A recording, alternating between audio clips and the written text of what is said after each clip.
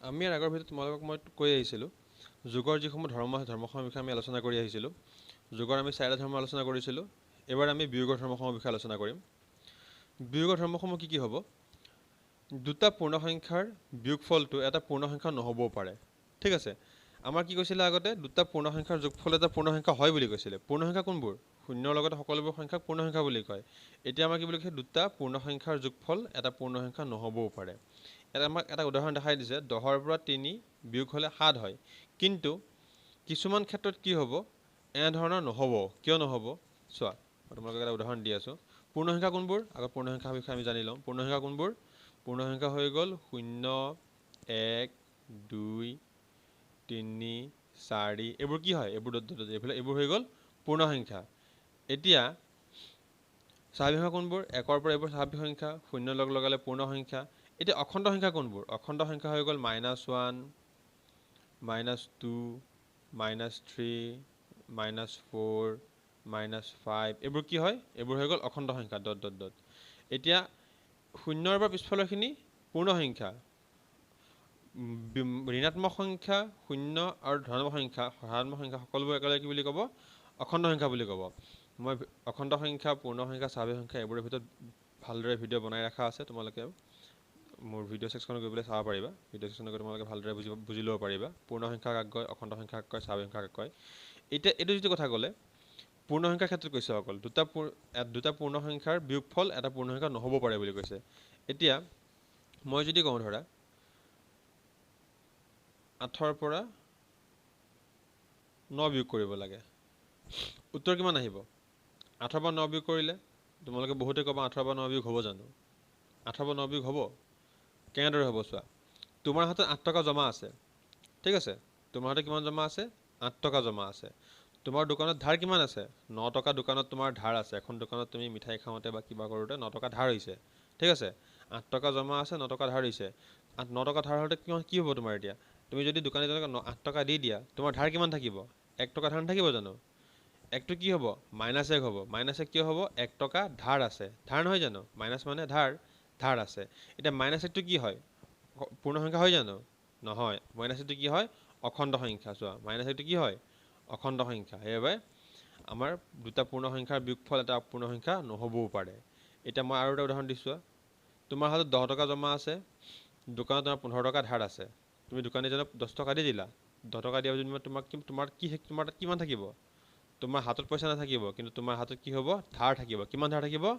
তোমাৰ হাতত 5 টকা ধাৰ থাকিব। কিমান ধাৰ থাকিব? 5 টকা ধাৰ।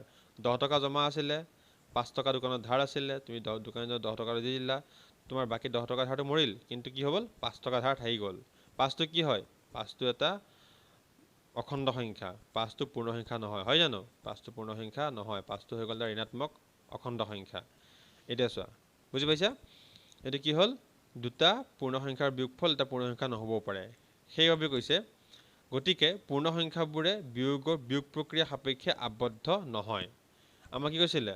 আগতে আবদ্ধ ধৰ্ম মানি চলে বুলি কৈছিলে যুগৰ ক্ষেত্ৰত, কিন্তু এতিয়া বিয়োগৰ ক্ষেত্ৰত কি বুলি কৈছে? পূৰ্ণ সংখ্যাসমূহ আবদ্ধ নহয় বুলি কৈছে। 2 নম্বৰ চোৱা, পূৰ্ণ সংখ্যাবোৰ বিয়োগ প্ৰক্ৰিয়া সাপেক্ষে ক্ৰম বিনিময় ধৰ্ম মানি নচলে বুলি কৈছে। বিয়োগ প্ৰক্ৰিয়া সাপেক্ষে কি বুলি কৈছে? ক্ৰম বিনিময় ধৰ্ম মানি নচলে বুলি কৈছে। এতিয়া চাওঁ কেনেকৈ মানি নচলে। এতিয়া চোৱা, যেনেদৰে মই ইয়াত ক'লোঁ 4, ইয়াত উদাহৰণ দিছে 4 বিয়োগ 3 হ'লে কিমান হ'ব? 4 বিয়োগ 3 কৰিলে হ'ব আমাৰ কিমান হ'ব? 1 থাকিব। 1 কি? ধনাত্মক 1। এতিয়া যদি মই কওঁ 3 বিয়োগ 4, এই ধৰণমতে কিমান হ'ব? এইমতে কিমান হ'ব? এই ধৰণে আমি যদি বিয়োগটো কৰোঁ কিমান হ'ব? 3 বিয়োগ 4 কৰিলে কিমান হ'ব? -1। এতিয়া 3 টকা জমা আছিলে, 4 টকা জমা আছিলে, 3 টকা ধাৰ আছিলে, তুমি দি দিলা দোকানীজনক 3 টকা। তোমাৰ দোকানীজনে কি কৰিব? 1 টকা ঘূৰাই দিব। তোমাৰ হাততটো জমা থাকিব। জমা নাথাকিব জানো? 1 টকা জমা থাকিব। তোমাৰ হাতত 3 টকা আছিলে, দোকানত তোমাৰ 4 টকা ধাৰ আছে, তুমি দোকানীজনক 3 টকা দি দিলা। তোমাৰ কি হ'ব?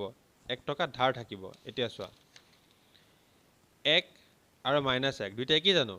নহয়। 1টো হ'ল ধনাত্মক সংখ্যা, স্বাভাৱিক সংখ্যা বা পূৰ্ণ সংখ্যা, আৰু ধনাত্মক অখণ্ড সংখ্যা। আৰু -1টো কি হ'ল? অকল ঋণাত্মক অখণ্ড সংখ্যা। ই স্বাভাৱিক সংখ্যা বা পূৰ্ণ সংখ্যা নহয়। সেইবাবে কি বুলি কৈছে? 4 = 3, অৰ্থাৎ কি হ'ব এতিয়া? 4 = 3, 4 বিয়োগ 3 অসমান। কাটি দিছে চোৱাচোন, সমান নহয়, এইটো অসমান। 3 বিয়োগ 4 ঠিক আছে বুজি পাইছা কিয় সমান হ'ল 4 বিয়োগ 3 কৰিলে ধনাত্মক 1 পাম আৰু 3 বিয়োগ 4 কৰিলে ঋণাত্মক 1 পাম সেইবাবে সমান নহয় একেদৰে আৰু এটা চাই লওঁ 15 বিয়োগ 7 কৰিলে কিমান হ'ব 15 বিয়োগ 7 কৰিলে কিমান হ'ব 15 পৰা 7 কৰিলে কিমান হ'ব 8 8 7 15 8 এতিয়া যদি মই 7 পৰা 15 বিয়োগ কৰি কিমান হ'ব 7 বিয়োগ 15 কিমান থাকিব 7 পৰা 15 বিয়োগ কৰিলে -8 -8 নহয় জানো -8 থাকিব এতিয়া 8 টকা তোমাৰ জমা আছিলে ইয়াত তোমাৰ 8 টকা ধাৰ আছে একেই জানো কথা দুটা নহয় 8 টকা তোমাৰ কি আছিলে জমা আছিলে ইয়াত তোমাৰ 8 টকা ধাৰ আছে সেইকাৰণে কি ক'ব সমান নহয় এটা আনটোৰ সমান নহয় অসমান বুলি কৈছে চোৱা ইয়াত অসমান বুলি কৈছে না অসমান বুলি কৈছে এতিয়া আমি 3 নম্বৰ ধৰ্মটো চাওঁ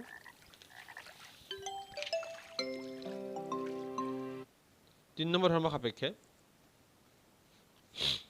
পূৰ্ণ সংখ্যাৰ বিয়োগ প্ৰক্ৰিয়া সাপেক্ষে সন্মিলন বিধি মানি নচলে বুলি কৈছে ঠিক আছে বিয়োগ প্ৰক্ৰিয়া সাপেক্ষে কি বুলি কৈছে সন্মিলন বিধিটো মানি নচলে বুলি কৈছে সন্মিলন বিধি কি আছিলে ব্ৰেকেট দিয়া বিধিটো আছিল ন যোগৰ ক্ষেত্ৰত আমাৰ যদি ব্ৰেকেট দি পেলাই আমি বিধি কৰিছিলোঁ যে সেই বিধিটো আমাৰ সন্মিলন বিধি আছিলে এই বিধিটো মানি নচলে বুলি কৈছে বিয়োগৰ ক্ষেত্ৰত আমি এটা উদাহৰণ চাই লওঁ ইয়াত চোৱা এটা উদাহৰণ দি দিছে 12ৰ পৰা 8 বিয়োগ কৰিলে কিমান থাকিব 12ৰ পৰা 8 বিয়োগ কৰিলে কিমান থাকিব 4 থাকিব এতিয়া 4ৰ পৰা 3 বিয়োগ কৰিলে কিমান থাকিব 1 থাকিব কিন্তু 8ৰ পৰা 3 বিয়োগ কৰিলে কিমান থাকিব 5 থাকিব 12ৰ পৰা 5 বিয়োগ কৰিলে 7 থাকিব চোৱা দেখিছা প্ৰথমতে আমি কি কৰিব লাগিব ব্ৰেকেটৰ কামখিনি আউট কৰিব লাগিব 8ৰ পৰা 3 বিয়োগ কৰিলে কিমান থাকিল 5 থাকিল আৰু 12ৰ পৰা 5 বিয়োগ কৰোঁতে কিমান থাকিল 7 থাকিল আকৌ তাৰপিছত আমি ব্ৰেকেটটো আমি আগত দিলোঁ 12 8ত ব্ৰেকেট দি দিলোঁ 12ৰ পৰা 5 বিয়োগ কৰিলে কিমান থাকিল 4 থাকিল আৰু 4ৰ পৰা 3 বিয়োগ কৰোঁতে 1 থাকিল সেইবাবে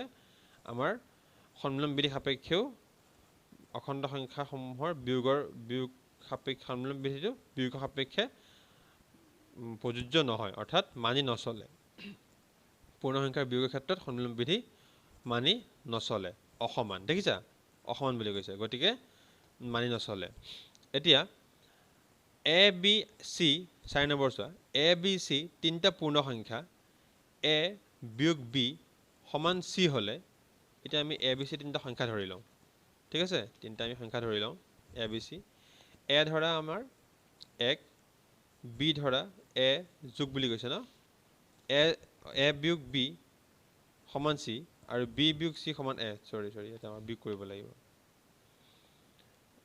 এ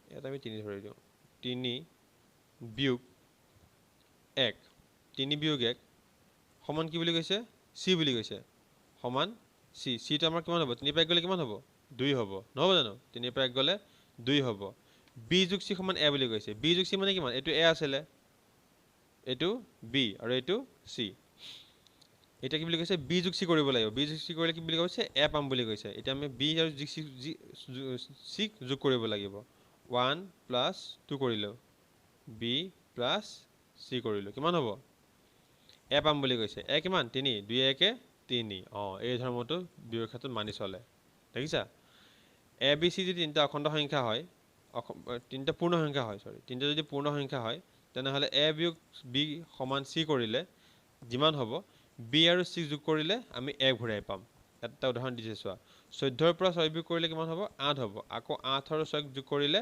14 পোৱা যাব ঠিক আছে তেনেদৰে আমাৰ ইয়াত চোৱা 3ৰ পৰা 1 বিয়োগ কৰিলে 2 পাম 1 আৰু 2 যোগ কৰিলে আমি 3 পাম ঠিক আছে বুজি পাইছা বিয়োগৰ ধৰ্মৰ বিষয়ে আমি আলোচনা কৰিলোঁ ইয়াৰ পিছৰ ভিডিঅ'ত আমি পূৰণ ধৰ্মসমূহৰ বিষয়ে আলোচনা কৰিম পূৰণ আৰু হৰণ ধৰ্মসমূহৰ বিষয়ে আমি পিছৰ ভিডিঅ'ত আলোচনা কৰিম